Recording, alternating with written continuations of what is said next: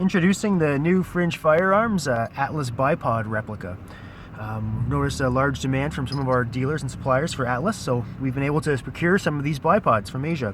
Just wanted to give you a quick rundown to compare how these compare to the real Atlas. So, starting at the beginning here, it's a very similar design. We can pull down here to adjust the legs. There are 5 settings. You can push them, in between. They click into position. They lock nicely. One difference between this one and the Atlas is if you spin this one, it's a little tighter than the Atlas is. The Atlas would continue to roll, but for all effective purposes, it's just fine. You can do everything you need to do there. Now, we also see this adjustable piece here. We have, 5 different stops we can move to each one.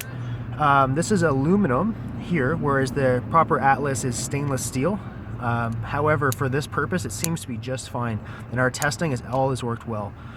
What we also see, which is nice, same as the Atlas, we have an adjustment on the bottom. It's a little different than the Atlas design, but it gives us the same motion. You can see we have a few degrees of motion, forward, backwards, left, and right. Essentially, this becomes a ball joint that as this is tightened up, it tightens up the ball. It can't move. The legs, not unlike the Atlas, come off. So we just have a little hole here, the probe. We can push it in, click it,